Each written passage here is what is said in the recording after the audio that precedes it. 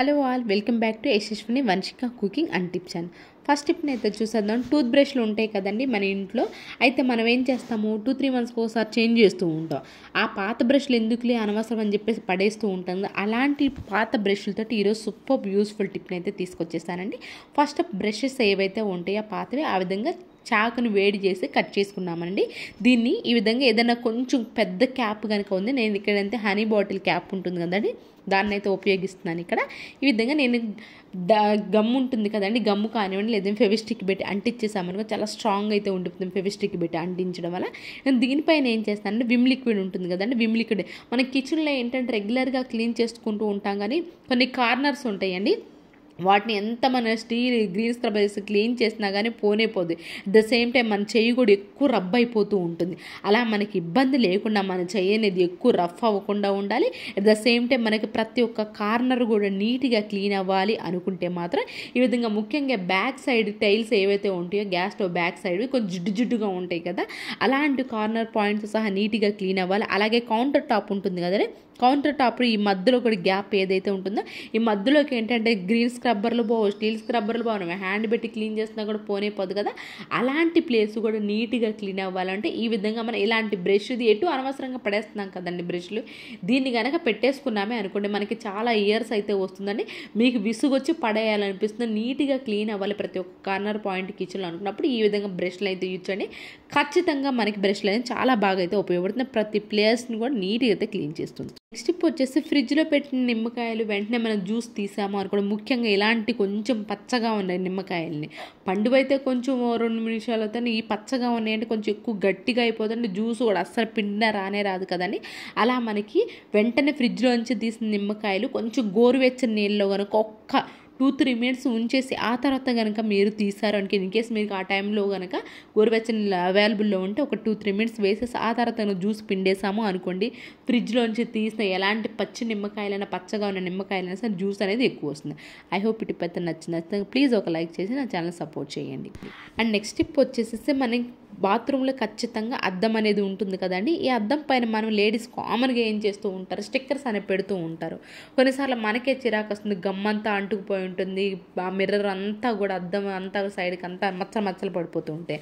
అలా జరగకుండా ఉండాలి. పాత స్టిక్కర్ ప్యాడ్ మీరు అయిపోయింది కనుక ఉంది అనుకోండి, బాతింగ్ చేసేటప్పుడు ఈ విధంగా sticker pad double tip plastic పెట్టి అంటించేసామని కూడా అద్దానికి దగ్గరలో దానిపైన పెట్టేస్తాం. దీనివల్ల ఏంటంటే మన అద్దం అనేది ముఖ్యం ఖరాబ్ అవ్వకుండా ఉంటుంది.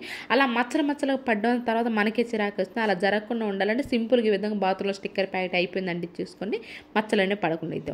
అండ్ నెక్స్ట్ టిప్ వచ్చేసి బాత్రూమ్ ఎంత రెగ్యులర్గా క్లీన్ చేసినా కానివ్వండి కొన్నిసార్లు బ్యాడ్ స్మెల్ వస్తూ ఉంటుంది కదండి, పిల్లలు కానివ్వండి లేదంటే పెద్దవాళ్ళు ఎక్కువ ఉన్నప్పుడు కూడా. అలా మనకి బాత్రూమ్ అనేది ఎంత రెగ్యులర్గా క్లీన్ చేసినా బ్యాడ్ స్మెల్ రాకుండా ఉండాలని అంటే ఈ విధంగా శానిటరీ నాప్కిన్ పైన కొంచెం షాంపూ ఉంటుంది కదా, షాంపూ వేసేసి కొంచెం చిన్న పీసెస్ కట్ చేసి మన డస్ట్బిన్ దగ్గర అలాగే bathroom back side commode back side కనుక ఈ విధంగా మనం అంటించేసేసాము అనుకోండి, మనకి బ్యాడ్ స్మెల్ అనేది రాకుండా ఇది వీక్లీ వన్స్ చేంజ్ చేసుకుంటూ కనుక ఉన్నామే అనుకోండి, దీన్ని మనకి బ్యాడ్ స్మెల్ అనేది కొంచెం అయితే కంట్రోల్ అయితే అవుతుంది. నెక్స్ట్ టిప్ వచ్చేసి ఇలాంటివి కొన్ని బయట ఉంచడం వల్ల అంటే గాలికి ఏంటంటే తగిలి మనకి తుప్పు ఎక్కువ పడుతూ ఉంటుంది కదా, సిజర్స్ కానివ్వండి ఇవి కానీ, అలాంటప్పుడు ఓపెన్ చేయాలనేది ఇలా ఓపెన్ అవ్వాలన్నా కూడా అస్సలు ఓపెన్ అవ్వట్లేదు కదండి, అలాంటప్పుడు సింపుల్గా మనకి తుప్పు అనేది పట్టినా కానివ్వండి ఓపెన్ అవుతూ ఉండాలి. అట్ ద సేమ్ తుప్పు అనేది పోవాలి అనుకున్నప్పుడు వ్యాజిలిన్ పెట్రోలియం జెల్ ఉంటుంది కదండి, వ్యాజిలిన్ పెట్రోలియం జెల్ వేసి ఒక్కసారి ఏదైతే ఉంటుందో దాన్ని ఈ విధంగా కొంచెం క్యాండిల్ కనుక చూపించేసామనుకోండి, ఎక్కువ కొన్నిసార్లు మళ్ళీ కొత్తలో కానివ్వండి ఎలా అయితే టైట్గా ఉంటుందో అలాగే టైట్గా ఉండిపోతూ ఉంటుంది కదా, అలాంటప్పుడు ఈ విధంగా ఒకసారి వ్యాజిలిన్ పెట్రోలియం జెల్ అప్లై చేసి కొంచెం వేడి చేసామంటే ఓపెన్ అనేది ఈజీగా అయితే అవుతుంది. అండ్ నెక్స్ట్ టిప్ వచ్చేసి పిల్లలు ఉన్న వాళ్ళు ప్రతి ఒక్కరు గోడల పైన ఈ విధంగా మార్కర్తో కానివ్వండి లేదంటే పెన్నుతో కానీ ఏదో ఒకటి గీస్తూనే ఉంటారు కదండి, అలాంటప్పుడు మనకి పెయింట్ పోకుండా ఓన్లీ మార్కర్ మరొకనే ఈజీగా పోవాలి అని అనుకుంటే మాత్రం కొంచెం బేకింగ్ సోడా ఉంటుంది కదండి, బేకింగ్ సోడాలో కొంచెం వెనిగర్ వేసేసి పాత బ్రష్తో ఈ విధంగా కనుక ఎక్కడైతే మనకి స్కెచ్లు కానివ్వండి మార్కర్లు కానీ రాసేస్తారనుకోండి, దానిపైన బేకింగ్ సోడా కొంచెం వెనిగర్ వాటర్తో కనుక క్లీన్ చేసామనుకోండి, ఎక్కువ రబ్ చేయాల్సిన అవసరం లేకుండా చాలా నీట్గా అయితే క్లీన్ అయిపోతుందని చూపిస్తున్నాను చూడండి, ఎంత నీట్గా అయితే క్లీన్ అయిపోతుందో. పెయింటింగ్ అనేది పోకుండా మనకు మరకలు అనేవి లేకుండా ఉండాలి అనుకున్నప్పుడు సింపుల్గా ఈ విధంగా అయితే ట్రై చేయండి. అండ్ నెక్స్ట్ టిప్ వచ్చేసేసి మనకి కార్నర్స్లో ఈ విధంగా మిర్రర్స్ కనుక ఉండే అనుకోండి, ఆ మిర్రర్స్ పైన దుమ్ము ఎక్కువ పడుతూ ఉంటుంది.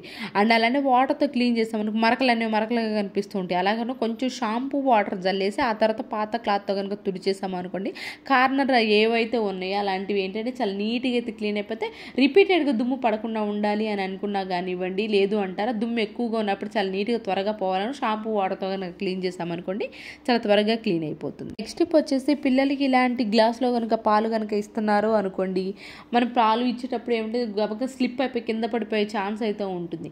ఇవ్వకపోతే ఓకే, కానీ ఎవరైనా సరే ఇలాంటి గ్లాస్లో కనుక పాలు ఇస్తున్నప్పుడు డైరెక్ట్గా మీరు ఇచ్చే బదులు యూజ్ అంతా రబ్బర్ బ్యాండ్స్ ఉంటాయి కదండి, ఈ రబ్బర్ బ్యాండ్స్ ఇచ్చేసేసి ఆ తర్వాత కనుక మిల్క్ ఇచ్చాము అనుకోండి కొంచెం గ్రిప్గా ఉంటుంది, పట్టుకోవడానికి మిస్ అయ్యే ఛాన్స్ అయితే లేకుండా అయితే ఉంటాయండి. ఈరోజు టిప్స్ యూస్ఫుల్గా అనిపించుంటే మాత్రం ఈ టిప్స్ అన్ని ఒకసారి ట్రై చేయండి. ఏది మీకు బాగా నచ్చింది అనేది కమెంట్ బాక్స్లో కమెంట్ చేయండి, లైక్ చేయండి, షేర్ చేయండి, సబ్స్క్రైబ్ చేసుకోవడం మాత్రం అస్సలు మర్చిపోకండి. Thank you so much for watching.